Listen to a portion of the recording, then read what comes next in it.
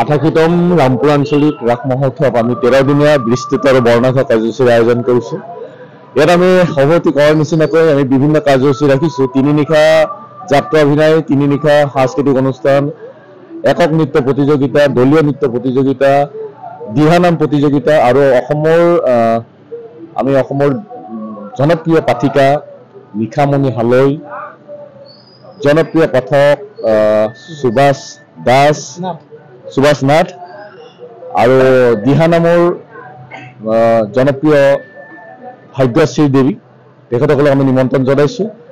গতিকে আৰু এই ৰাস মহোৎসৱৰ স্থলীতে প্ৰত্যেক নিশা আমাৰ মানৱ প্ৰতিমা প্ৰদৰ্শন হ'ব।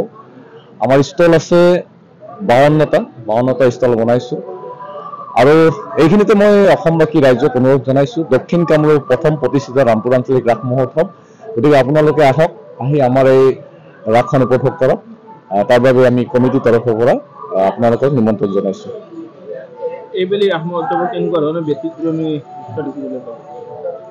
ব্যতিক্ৰমী মানে আৰু আগৰ সচৰাচৰ সেনেকুৱাই আগৰ নিচিনাকৈ থাকিব।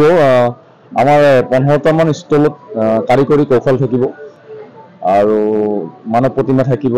আৰু ইতিমধ্যে জুবিন গাৰ্গৰ আমি ইয়াতে প্ৰতিমূৰ্তি আমি ইয়াতে স্থাপন কৰিছোঁ। আৰু ইতিমধ্যে আমি এখন আনন্দমেলৰ নিমন্ত্ৰণ কৰি আনিছোঁ। গতিকে সেইখিনিয়ে সচৰাচৰ যেনেকৈ থাকে সেইখিনি। আৰু আপোনালোকৰ চেনেলৰ যোগেদি সমগ্ৰ অসমবাসীক আমাৰ ফালৰ পৰা আমি আন্তৰিক অভিনন্দন জ্ঞাপন কৰিছোঁ। আজি 5 তাৰিখ, 17 তাৰিখলৈ আমাৰ ৰাস উৎসৱ চলিব। 13 দিনীয়া কাৰ্যসূচী আমাৰ। আজি আমাৰ প্ৰথম দিন। আজি প্ৰথম দিনৰ কাৰ্যসূচী আমাৰ এনেকুৱা আছিল, আমাৰ ৰাধাকৃষ্ণৰ প্ৰতিমা ভাগ আমি ওচৰৰে উজানপাৰা ধৰ্ম মন্দিৰৰ পৰা আদৰি আনি স্থাপন কৰিছোঁ প্ৰায় 6:30 মান বজাত। এইবেলি ৰাস পূৰ্ণিমা 7টালৈ থাকিব, গতিকে খুব সোনকালে এইটো কৰা হ'ল। তাৰপিছত আমাৰ ভোগ বিতৰণ হৈ আছে, এতিয়ালৈ হৈ আছে।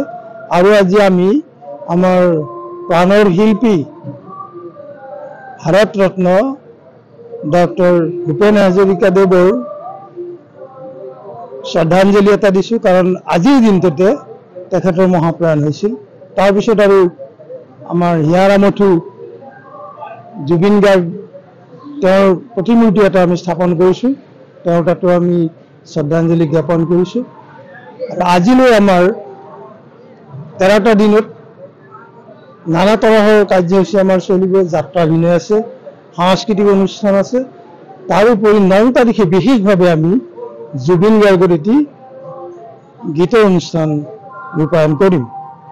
তাৰপাছত আমাৰ এই ৰাসৰ লগত ৰজিতা খুৱাই এখনি উপহাৰ কুপন বুলি নকওঁ, বৰণি কুপনৰ আমি অনুষ্ঠিত কৰিছোঁ। বৰণি কুপনখন আমি খেলিম। তাত আমাৰ প্ৰাইজ আছে। প্ৰথম প্ৰাইজ থাৰ এখন আছে, দ্বিতীয় পুৰস্কাৰ এল্টো এখন আছে, তাৰপিছত আৰু বাইক কেইবাখনো আছে। এনেকুৱাকৈ আমি ৰূপায়ণ কৰিম বুলি ভাবিছোঁ। খুব কষ্ট পাইছোঁ কিন্তু অৰ্থৰ ফালৰ পৰা।